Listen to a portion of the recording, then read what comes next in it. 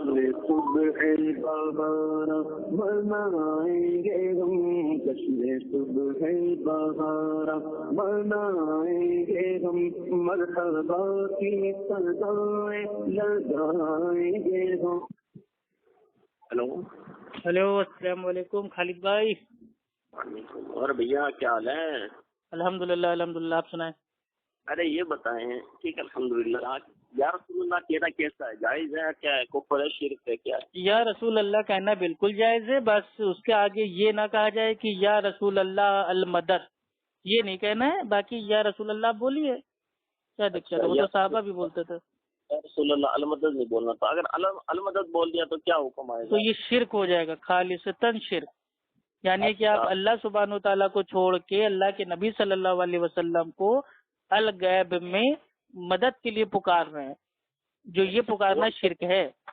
اور پھر تھوڑا یہ آپ نے کہا یہ اس کا تھوڑا بتائیں، آپ چھوڑنے سے کیا مراد ہے؟ کوئی بھی ایک منٹ کیجیے۔ ہیلو، ہاں اشرف بھائی۔ ہاں ان سے بات کرو، انہیں بتا سمجھاؤ کہ چھٹی کرو انہیں۔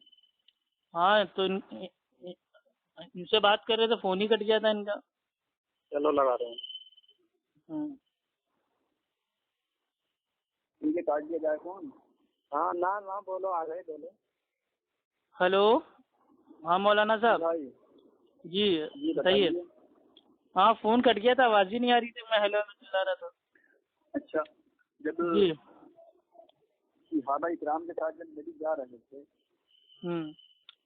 دیکھیے آپ میرے بھائی، یہ سب جو اگزامپل ہے یہ سب آپ اس کے بعد ہی دیجیے گا، جب آپ خود جا کے حدیث کو کھول کے ایک بار پڑھ لیجیے گا، ٹھیک ہے؟ ٹھیک ہے، میں پڑھ لوں گا، مطالعہ کر لوں گا، میرے پاس کتابیں رکھی ہیں، اللہ کے فضل و کرم سے اگر آپ کہو تو میں آپ کو سینڈ کروں۔ نہیں میرے کو سینڈ نہ کیجیے، آپ خود پڑھ لیجیے، کیونکہ جتنے آپ نے میرے بھائی باتیں بتائی ہیں وہ خالی آپ نے اپنے عالموں کے منہ سے جو میرے بھائی سنا وہی سن کے ہم کو بتا دیا، لیکن حالانکہ حدیث کو جب آپ کھول کے دیکھیں گے تو اس میں میرے بھائی کچھ اور ہی میٹر ہے۔ اچھا، قرآن شریف کی آیت میں نے پیش کری، ہاں قرآن کی ایک آیت پیش کر دیجئے کہ اے نبی ہم نے آپ کو علم غیب کی پاور عطا کر دی، تو بھائی ہم عطا علم غیب مان لیں گے۔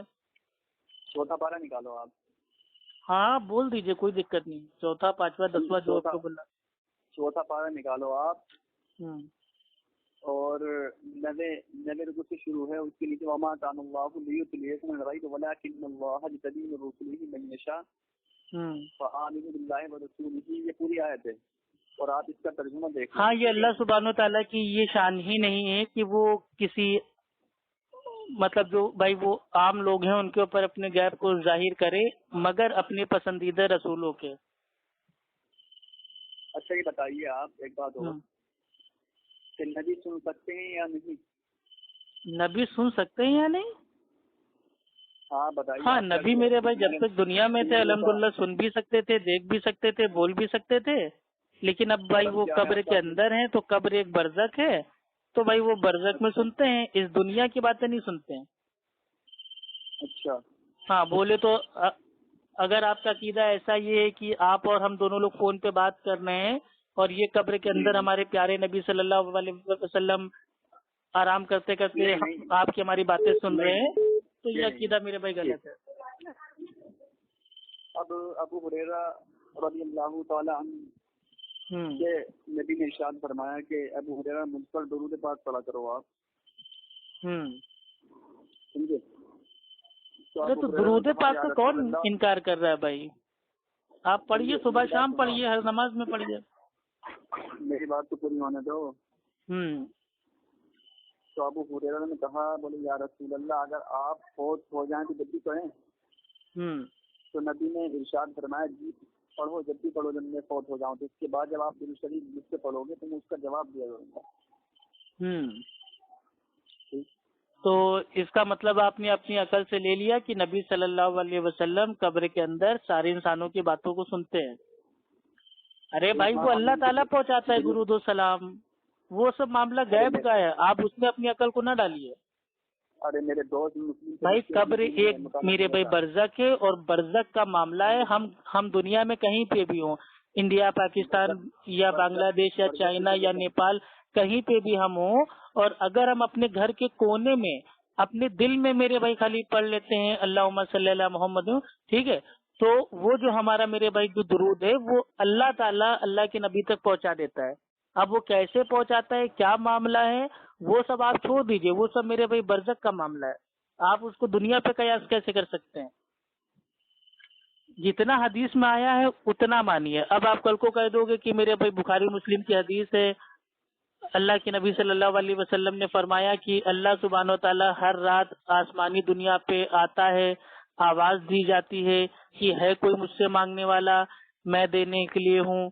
تو بھائی تہجد کے وقت اس کا مطلب اللہ تعالیٰ ایک دم آسمانی دنیا پہ آ جاتا ہے. تو کیا ہم جہاز پہ جا کے اللہ تعالیٰ سے ملاقات کیا ہم مطلب کر سکتے ہیں؟ تو یہ تو میرے بھائی دنیا پہ آپ نے قیاس کر لیا نا. یہ سب غیب کا معاملہ ہے. اللہ تعالیٰ آسمانی دنیا پہ آتا ہے، ٹھیک ہے، وہ کیسے آتا ہے، کیا کیفیت ہے، اللہ عالم. اس میں ہم اپنی عقل نہیں استعمال کریں گے کہ نہیں لو جہاز پہ بیٹھ کے اللہ تعالیٰ سے ملاقات کر لی جائے، ہے نا. تو اپنا قیاس نہیں کرنا ہے. جی بولیے. وہ مولانا صاحب بھاگ گئے بھائی، یہ مولانا صاحب ہم کو لگ رہا ہے ان کی عقل بہت زیادہ ہے، علم بہت کم ہے. ٹھیک ہے، چلیے ٹھیک ہے، آپ بھی آرام کیجیے. اوکے، السلام علیکم.